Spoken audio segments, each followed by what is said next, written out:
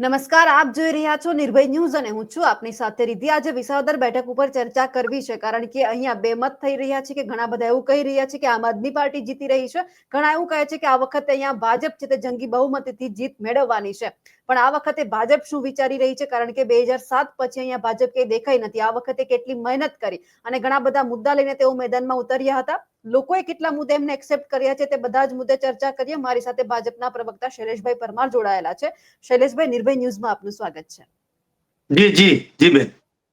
શૈલેષભાઈ, તમને આ વખતે લાગે છે એવું કે તમે જે મુદ્દા લઈને મેદાનમાં ઉતર્યા હતા લોકોએ સ્વીકાર્યા હોય?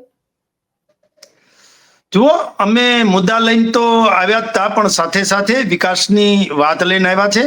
મને પણ વિશ્વાસ છે વિસાવદર વિકાસની સાથે ચાલશે અને કેન્દ્ર સરકારમાં પણ ભારતીય જનતા પાર્ટીની સરકાર હોય, રાજ્યમાં પણ ભારતીય જનતા પાર્ટીની સરકાર હોય અને 18 વર્ષથી જ્યારે વિકાસથી વંચિત રહ્યું હોય એવું લાગી રહ્યું છે વિસાવદરને, અને વિસાવદરને જ્યારે કોઈ પ્રતિનિધિ મળે છે તો એ પ્રતિનિધિ ક્યાંક ને એન કેન પ્રકારે કંઈ કામ કરી શકતા નથી અથવા તો કરતા નથી, એવી મનસાવાળા 18 વર્ષથી આવ્યા છે। તો વિસાવદરને વિકાસની સાથે કદમથી કદમ અને તાલથી તાલ મિલાવવા માટે અત્યારે લોકોએ મન બનાવી લીધું છે કે નરેન્દ્રભાઈ મોદીના પ્રતિનિધિ તરીકે, વિકાસના પ્રતિનિધિ તરીકે ભારતીય જનતા પાર્ટીના કિરીટભાઈ પટેલ, જેમણે ગયા વખતે પણ પહેલા ચૂંટણી લડ્યા ત્યારે પણ 6-7 હજારની થોડા માર્જિનના કારણે જ એ પાછા પડી ગયા હતા, પરંતુ આ વખતે એ જે લીડ છે એ વધી અને ભારતીય જનતા પાર્ટીનું સરકાર સાથે વિસાવદરની પણ જનતા જોડાય એવું મને દૃઢપણે વિશ્વાસ પણ છે। ને સાથે સાથે જે પ્રકારે અમારા કાર્યકર્તાઓ, જે દેવ દુર્લભ કરોડો કાર્યકર્તા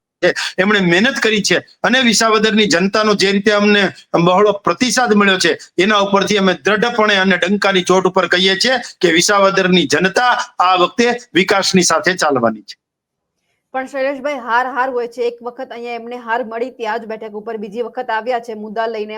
મુદ્દા આપણે જોયા છે કે જે રીતે કિરીટભાઈએ આગળ મૂક્યા છે કે હું આવું કરી દઈશ, પેરિસ બનાવી દઈશ, એ લોકો પણ જાણે છે કે ખેતીના મુદ્દા વિશે તમે વાત કરો, ઇકોઝોનના મુદ્દા વિશે વાત કરો। જો તમે આ કર્યું હોત તો ક્યાંક એવું લાગે કે ઓછી મહેનત કરવી પડે। જો ભારતીય જનતા પાર્ટી કોઈ બિલાડીના ટોપની જેમ ઉગી નીકળે અને ચૂંટણી ટાણે જ આવે એવી કોઈ પાર્ટી નથી। અમે તો માઇક્રો મેનેજમેન્ટ અને કેડર બેઝ અને ચિંતન મનન અને સતત બેઠક કરતી પાર્ટી છીએ, એટલે અમે તો ચરે વેતી સતત ને સતત લોકોની વચ્ચે રહીએ છીએ। કિરીટભાઈ પટેલ હોય, કોઈ પણ કાર્યકર્તા હોય, લોકોની વચ્ચે રહી અને કામ કરતા હોય છે। ને આપણે વાત કરી એ રીતે નેગેટિવ પ્રચાર પ્રસાર જે લોકોએ કર્યો છે, જે લોકોએ સનાતન ધર્મનું અપમાન કર્યું છે, જે લોકોએ દેવી દેવતાનું અપમાન કર્યું છે, જે લોકોએ ભુવા અને ભુવી એવા શબ્દનું ચયન કર્યું છે અને જે લોકોએ બ્રાહ્મણોનું અપમાન કર્યું છે, જે લોકોએ ગાય માતાનું અપમાન કર્યું છે, એ લોકો ખુલ્લા પડી ગયા છે। અને એનો જે પ્રોપેગેન્ડા હતો એ માત્ર સોશિયલ મીડિયા પૂરતો જ હતો।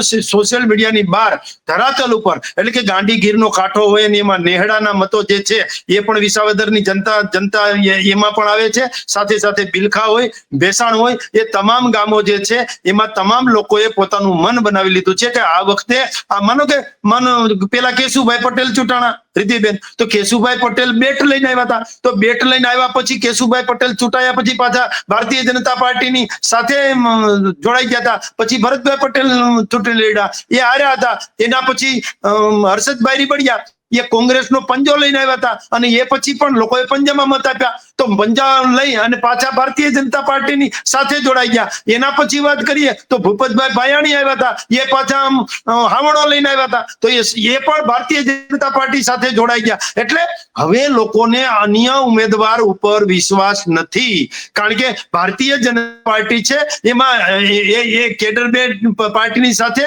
પાસે હાઈકમાન્ડ છે અને નામ લેવા જેવા વ્યક્તિઓ છે। માનો કે નરેન્દ્રભાઈ મોદી છે, અમિતભાઈ શાહ છે, ભૂપેન્દ્રભાઈ પટેલ છે, CR પાટીલજી છે, આ અમારા જે નેતાઓ છે એનું નામ લઈ શકીએ એમ છે। અને કોંગ્રેસમાં આદમી પાર્ટીમાં ક્યાંય કોઈનું નામ લેવાય એવું નથી। કેજરીવાલનું નામ લઈએ તો સીધો દારૂ અને ભ્રષ્ટાચાર સામો આવે। માનો કે કોંગ્રેસમાં નેતાનું નામ લઈએ તો ક્યાંક ને ક્યાંક રમત થતી હોય, કોઈ બાળક જેવું વર્તન થતું હોય એવું લાગતું હતું। એટલે હાઈકમાન્ડ છે અને કિરીટભાઈ પટેલ ચૂંટાયા પછી માત્ર કિરીટભાઈ પટેલ નથી લડતા, અમારે તો વ્યક્તિ છે બડા દલ અને દલ છે બડા દેશ માટે કામ કરીએ છીએ, રાષ્ટ્ર માટે કામ કરીએ છીએ। કદાચ કિરીટભાઈ પટેલ છે એ ભૂલ કરે ભવિષ્યમાં પણ તો એનો કાન પકડવા વાળું અમારું હાઈકમાન્ડ છે અને ગોપાલ ઇટાલિયા છે તો એ ભૂલ કરે તો એને કોઈ કહેવા વાળું નથી. પોતે હાથે હાથે પોતાની રીતે ચૂંટણીના ઉમેદવાર તરીકે આવી અને પછી હાઈકમાન્ડે પરાણે નિર્ણય લેવો પડ્યો. એટલે આને કોઈ કહેવા વાળું નથી. ગોપાલ ઇટાલિયાને આગળ પાછળ કોઈ છે નહીં. ખંભે પછેડિયું કાગડા જે વાત છે એ રીતે પછેડી નાખી નીકળી જાય. એને બીજું કઈ લેવા દેવા નથી. અને ધરાતલ ઉપર ભારતીય જનતા પાર્ટીને લોકો મત આપવા માટે ઠનગની રહ્યા છે. અને આજે જે પ્રકારે ફરિયાદ થઈ છે, એ માલીડા હોય કે એ નવા વાઘણિયા હોય, એ 700 વાળું ગામ હોય કે 300 મત વાળું ગામ હોય, એ બંને ગામમાં ફરીથી ચૂંટણી થાય છે. અને ફરીથી ચૂંટણી કોણે કરાવી છે, ચૂંટણી પંચને કોણે ફરિયાદ કરી છે, આપણે સૌ જાણીએ છીએ. એટલા માટે કે એને ખબર પડી ગઈ છે, એની બોકલાટ દેખાડે છે, અને આમ આદમી પાર્ટીને જે રઘવાયા થઈ ગયા છે એ દેખાડે છે. એટલા માટે જ ફરીથી મતદાનની વાત કરે છે. એ તો સારું છે, નહીતર એ તો વિધાનસભાની પૂરેપૂરી ફરીથી મતદાન કરો. કારણ કે એની પાસે તો હું છે, ટાઈમ ને ટાઈમ છે. ચૂંટણી હારી ગયા પછી પાછું સુરત જઈ અને મંજીરા જ વગાડવાના છે. એટલે કે આવું કઈક ચાલ્યા કરે તો આપણી દુકાન ચાલ્યા કરે એ પ્રકારનું છે. પણ લોકોને ચૂંટણીનો માર ઉપરાઉપરી ન પડે એટલા માટે લોકોએ મન બનાવી લીધું છે કે જે વિકાસની કડી કેન્દ્રમાંથી રાજ્યમાં અને રાજ્યમાંથી વિસાવદરમાં આવે છે, એ કડીની સાથે જોડાવાનું વિસાવદરે મન બનાવી દીધું છે. શૈલેષભાઈ, 2007 થી અત્યાર સુધી ભાજપ ક્યાં મનોમંથન કરવામાં કાચી પડી કે આવી જ નહીં? અને તમે જે વાત કરી કે ભૂપત ભાયાણી, હર્ષદ રીબડિયા આખરે છે તો ભાજપમાં જ ને. ભૂપત ભાયાણીને ટિકિટ આપવામાં ન આવી એટલે આમ આદમી પાર્ટીમાં જોડાઈ ગઈ અને જીતી પણ ગયા હતા. હવે જયારે તમારા જ નેતા છે તો પછી તમે વાત કરી કે નેતા આવ્યા જેમને ના આપવા સાવરણો લઈને આવ્યા અને પછી જીતી ગયા હતા, પણ એમની મહેનત હતી એ જગ્યા ઉપર. જો રિદ્ધિબેન, અમે 18 વર્ષથી સત્તામાં નથી આવ્યા, 2007 થી સત્તામાં નથી આવ્યા, એ અમે સ્વીકારીએ છીએ. એમાં અત્યાર સુધીમાં અમારી ક્યાંય ભૂલ હશે, ક્ષતિ હશે, મિસ્ટેક હશે, ખામી હશે તો એનું ચિંતન મનન કરી અને એનું સોલ્યુશન કેમ લવાય, લોકોના કામ કરવામાં આપણે ક્યાં ઊણા ઉતર્યા છીએ એ કરવાનું છે. વિકાસની જે કડી છે એમાં વિસાવદર કેમ પાછળ રહે છે એ જોવાનું છે. અને હું એક પ્રતિનિધિ જતો જિલ્લા પંચાયતમાં ચૂંટાયેલો હતો, એટલે મને ખબર છે કે આપણા વિસ્તારમાં કઈ કામ લાવવા હોય તો આપણે જે સત્તામાં જે હોય, માનો કે ભારતીય જનતા પાર્ટીની જિલ્લા પંચાયત હોય અને જિલ્લા પંચાયતનો સભ્ય પણ ભારતીય જનતા પાર્ટીનો હોય તો એ કામો લાવવામાં સફળ થાય છે. અથવા તો મહેનત કરતો માણસ હોય છે. અને ઉપરથી પણ કહેવામાં આવે, કેન્દ્ર અને રાજ્યની જે અમારી પાર્ટીની જે સ્થિતિ છે એ મુજબ અમને કહેવામાં પણ આવે છે કે આ વિકાસ કરો, આટલું કામ કરો, આટલું કામ કરો, આ પ્રકારે જાઓ, અહીંયા જાઓ, લોકો સાથે જાઓ. કોંગ્રેસ કે આમ આદમી પાર્ટીને તો કઈ એવું કઈ કશું હોતું નથી. પણ મને એટલો દ્રઢપણે અને ડંકાની ચોટ ઉપર વિશ્વાસ છે કે ભારતીય જનતા પાર્ટીનું કમળ ખીલવાનું છે. અમારા કાર્યકર્તાઓ મહેનત કરી છે, લોકોએ પણ મન બનાવી લીધું છે કે આવા નેગેટિવ પ્રચાર પ્રસાર અને ખોટે ખોટી વાતોના વડા. કારણ કે અત્યાર સુધી જ્યાં એ હાર્યા હતા, એ ગોપાલભાઈ ઇટાલિયા જે છે એ જ્યાં હાર્યા હતા કતારગામમાં, ત્યાં 2.5 વર્ષ પહેલા એવું બોલ્યા હતા કે હું અહીંયા ઓફિસ બનાવીશ, હું અહીંયા રહીશ, લોકોની સાથે રહીશ. હવે એક આધાર કાર્ડ કાઢવું હોય તો પણ પૂછે ને, કોઈનું રેશન કાર્ડમાં નામ કતારગામમાં લખાયું હોય તો પણ પૂછે ને. અહીંથી હારી જશે એટલે બિસ્તરા પોટલા બાંધીને વયા જાય, પછી વિસાવદરની સામે જોવાનું નથી. અને એ જે પાર્ટીમાંથી આવે છે એ પાર્ટીના લોકો તિહાડીથી અહીંયા પ્રચાર કરવા આવતા હતા, એ શું આપણે એ કરી દેવાના? અને અમે જે પ્રકારે જોતા હતા, પંજાબના જે લોકો પાઘડી વાળા જે છે પંજાબના, એ લોકો અહીંયા પ્રચાર પ્રસાર કરતા હતા. દિલ્હીની ટીમે હાઈજેક કરી લીધું હતું આખું આમ આદમી પાર્ટીનું કાર્યાલય. એટલા માટે તો જે ડોબરિયા છે, મહેન્દ્રભાઈ ડોબરિયા, તાલુકા વિસાવદર પાર્ટી આમ આદમી પાર્ટીના એ પ્રમુખ હતા, એમણે રાજીનામું આપ્યું ત્યારે પણ એમણે વાત કરેલી છે કે ગોપાલભાઈ ઇટાલિયાએ એવું કીધું હતું કે આવતીકાલે અરવિંદ કેજરીવાલની સભા છે, એમાં કાકરી ચાળો આપણે કરવાનો, પાછું પ્રોપેગેન્ડા આપણે ચલાવવાનું કે ભાજપે કર્યું. એ રીતે એ આવી જ વાત. અને એ મહેન્દ્રભાઈ ડોબરિયા પોતાની બાઇટમાં બોલે છે, એ મેં સાંભળ્યું છે આપના મીડિયાના મારફતે. એટલે આ પ્રકારની વાતો છે, આ પ્રકારનું પ્રોપેગેન્ડા ચલાવે છે, નેગેટિવ પ્રચાર પ્રસાર કરે છે. અહીંયા વિસાવદરમાં આવી અને ખેડૂતોની વાત કરે, સુરતમાં જાય તો ત્યાં ખેડૂતોને યાદ પણ ના કરે. એટલે જે પ્રકારે કઈ રીતે લોકોને ભરમાવી શકાય, કઈ રીતે ભોળવી શકાય, કઈ રીતે હિન્દુ ધર્મનું અપમાન કરી શકાય, કઈ રીતે મુસ્લિમ તૃષ્ટિકરણ કરી શકાય, આ બધી જ બાબતોનું ચયન ગોપાલભાઈ ઇટાલિયાએ કર્યું છે. અને વિસાવદરમાં ચોખ્ખી જ વાત છે, એમાં કોંગ્રેસનું ક્યાંય ચિત્રમાં પણ નથી. અને ગોપાલ ઇટાલિયા અથવા તો આમ આદમી પાર્ટી છે તો એ સોશિયલ મીડિયા પૂરતી છે, ધરાતલ ઉપર નથી. લોકો સમજે છે. અને આમ પણ રિધિબેન, જ્યારે ઇતિહાસ તપાસજો, પેટા ચૂંટણી આવી છે ત્યારે જેની સરકાર ચાલુ હોય ને રાજ્યમાં એના ઉમેદવાર જ ચૂંટાય છે. કારણ કે જનરલ ચૂંટણી હોય સમગ્ર રાજ્યની ત્યારે તો ખબર ન હોય કે કઈ પાર્ટીની સત્તા આવવાની છે. આડાવડો મત દેવાઈ જાય કે આપણે કદાચ આ આવશે, કદાચ આ આવશે. પછી ભારતીય જનતા પાર્ટીની સરકાર આવી તો પછી અફસોસ થાય કે આપણે આને દીધો હોત તો સારું હતું. પણ આ તો નક્કી જ છે, વાત સમગ્ર સાફ છે કે ભારતીય જનતા પાર્ટીની સરકાર કેન્દ્રમાં છે, ભારતીય જનતા પાર્ટીની સરકાર રાજ્યમાં છે. હવે આપણે વિસાવદરનો વિકાસ કરવા માટે વિસાવદરમાં પણ ભારતીય જનતા પાર્ટીના ઉમેદવાર આવે એ જ જોવાનું છે. અને સાથે સાથે એ પણ મારે કેવું છે કે જ્યારે માનો કે સરપંચની ચૂંટણીઓ, અમે તો ગામડાના માણસો છીએ, ખેડૂત છીએ, એટલે અમને ખબર છે કે રીતિબેન સરપંચની ચૂંટણી હોય ને તો એમાં ક્યારેક એવું બને કે સરપંચ બિનહરીફ થઈ જાય. સરપંચ સભ્યોથી નથી ચૂંટાતા, ઉપસરપંચ સભ્યોથી ચૂંટાય છે. સરપંચ સીધા લોકોના મતથી ચૂંટાય છે. એટલે સરપંચ બિનહરીફ થઈ જાય ને એટલે પછી સભ્યોની ચૂંટણી વધે. તો સભ્યની ચૂંટણીમાં લોકો એમ સમજી જ ગયા હોય કે સરપંચ જે છે તો સરપંચની પેનલ વાળા સભ્યો છે એને જ ચૂંટાવવા જોઈએ, અને એ જ બધા ચૂંટાતા હોય છે. આ ઇતિહાસ રહ્યો છે, આ પ્રકારનું પ્રક્રિયા રહી છે. એમાં જ આપણા ગુજરાત રાજ્યના સરપંચ ભૂપેન્દ્રભાઈ પટેલ થઈ ગયા છે.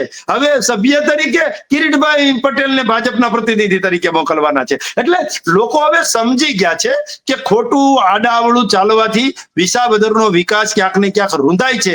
તો વિસાવદરનો વિકાસ થાય, ભેસાણનો વિકાસ થાય અને જે બિલખા છે એનો વિકાસ થાય. એ માટે આજે પણ મતદાન કરવાના છે. અને જેમણે પણ મતદાન માટે કહ્યું છે, જે પાર્ટીએ કહ્યું છે, આપણે સૌ જાણીએ છીએ, એમને ક્યાંક ને ક્યાંક મનમાં એવો બીક અને ડર રહ્યો છે કે આપણે માત્ર સોશિયલ મીડિયા મેનેજ કર્યું છે, પૈસા તો પંજાબથી ધોમ આવ્યા એટલે પૈસા વાપરવાના જ હતા, ક્યાં વાપરવા એ પ્રશ્ન હતો. એટલે સોશિયલ મીડિયાથી લઈ print media, social media, electronic media, propaganda, mobile હાથમાં લ્યો એટલે ઈ ભાઈ જ દેખાય, જેમ ભાવે એમ બોલતા હોય, નીચ જેવા શબ્દો બોલે ને ભગવાનનું અપમાન કરે ને માતાજીનું અપમાન કરે ને જે અખાડાઓ છે એનું અપમાન કરે ને સંતોનું અપમાન કરે. એટલે આ પ્રકારની વાત છે. કેમ બીજા ધર્મ વિશે નથી બોલતા ભાઈ? કેમ હિન્દુ ધર્મ વિશે જ બોલે છે? એટલે એની મનની વાત શું છે ને એ લોકોએ જાણી લીધું છે ને સમજી લીધું છે.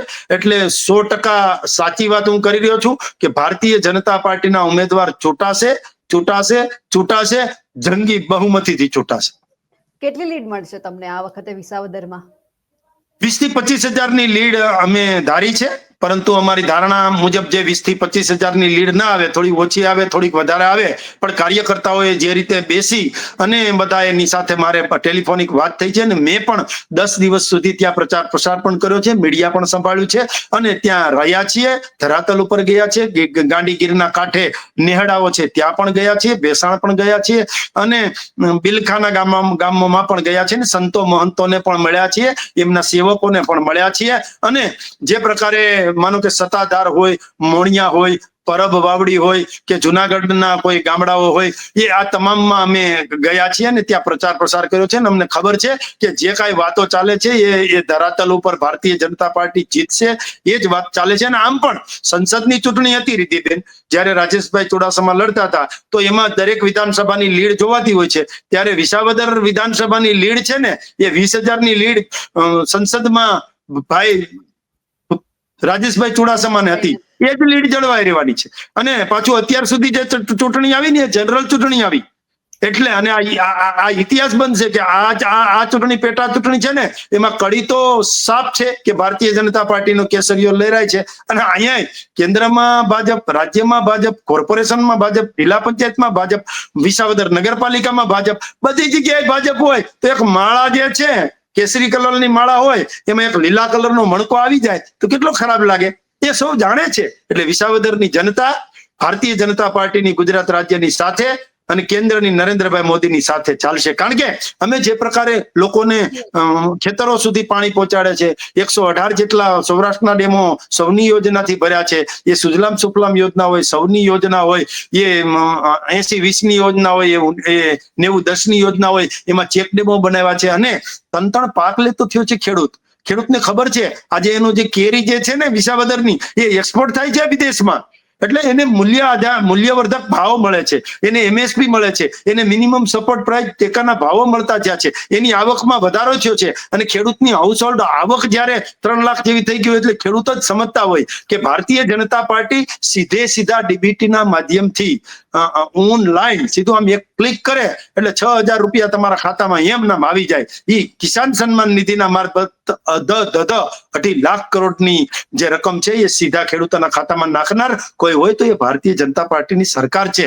2.5 લાખ કરોડની સબસિડી ખાતરમાં આપી છે, એ પણ લોકોએ જોયું છે. અને ઓજારોમાં કે શેડ બનાવવામાં અમારે ખેડૂતની ડિબેટ નથી, પણ હું વાત ખેડૂતનો દીકરો છું એટલે મારું જે ઊંટનું મોઢું તો માળવે જ હોય ને, માળવાદ બાજુ જ. એટલે અમે ખેડૂતના દીકરા છે, એટલે ખેડૂતોને શું જોઈએ છે એ નરેન્દ્રભાઈ મોદી અને ભૂપેન્દ્રભાઈ પટેલે આપ્યું છે, ભારતીય જનતા પાર્ટીની સરકારે આપ્યું છે. એટલે લોકો પણ એનું વળતર આપવાના છે અને ભારતીય જનતા પાર્ટીને ચૂંટાવવાના છે.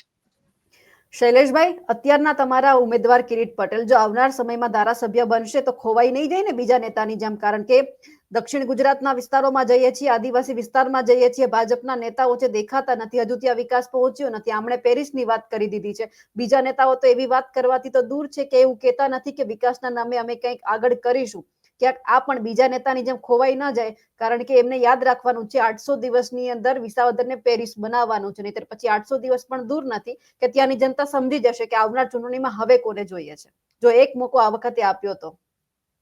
કોઈ ઉમેદવાર હોય, ચૂંટણી લડતા હોય અને એમને એવી ઈચ્છા હોય કે મારે કાચ જેવા રોડ બનાવવા છે, નાના બાળકના ગાલ જેવા રોડ બનાવવા છે, અથવા તો એમણે જે કહ્યું છે એ પ્રકારના રોડ બનાવવા છે, આશા અપેક્ષાઓ બધાને હોય છે.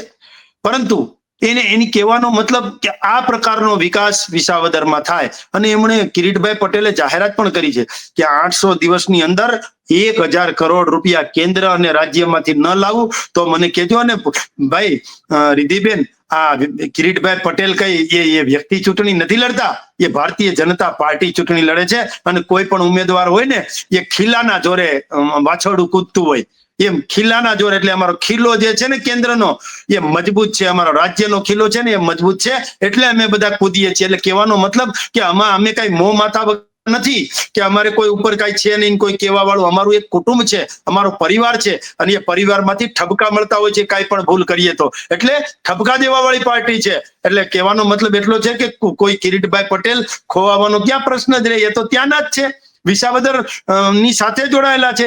જિલ્લા ભાજપના અધ્યક્ષ હતા, અત્યારે પાછા મધ્યસ્થ બેંકના ચેરમેન છે. એટલે એમણે કામો કર્યા છે. તાવતે વાવાઝોડામાં લોકોને મદદ કરતા હોય એવા વિડીયો મેં સોશિયલ મીડિયાના માધ્યમથી જોયું છે.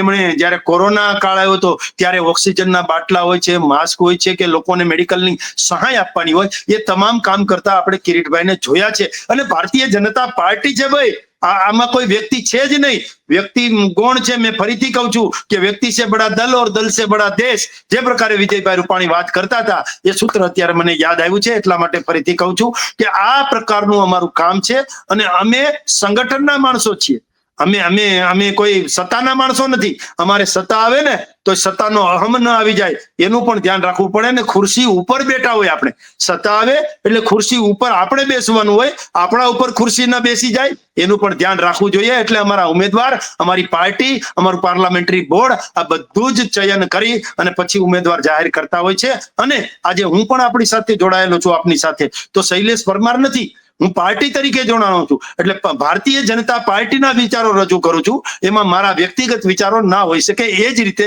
ભારતીય જનતા પાર્ટીનો કોઈ ઉમેદવાર ચૂંટાય તો એને ભારતીય જનતા પાર્ટીની વિચારધારા પ્રમાણે ચાલવું પડે અને ચાલવું પડે.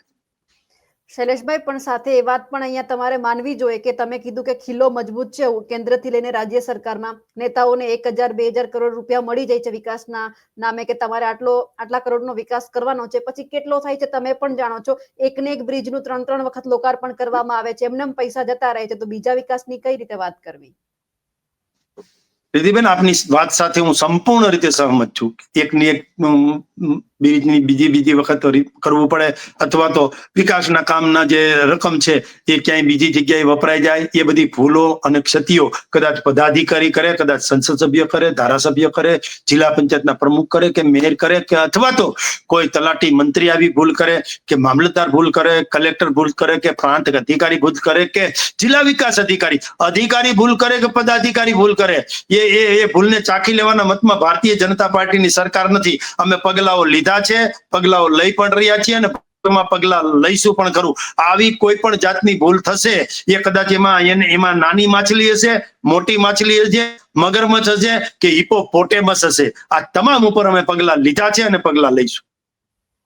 બિલકુલ શૈલેષભાઈ, આપ અમારી સાથે જોડાયા, આપનો ખૂબ ખૂબ આભાર. અને સાથે આશા પણ રાખીએ કે 800 દિવસ પૂરા થાય એ પહેલા વિસાવદરની જનતાને વિકાસના કામ મળી જાય. આભાર.